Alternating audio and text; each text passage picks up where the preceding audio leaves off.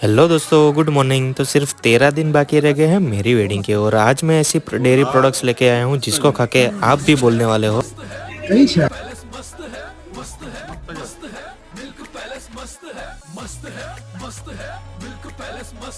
नहीं fine know very very fine fine good fine લોકો આટલા વખાણ કરે છે તો આ કાજુ કતરી છે ક્યાંની એ તો કેવ.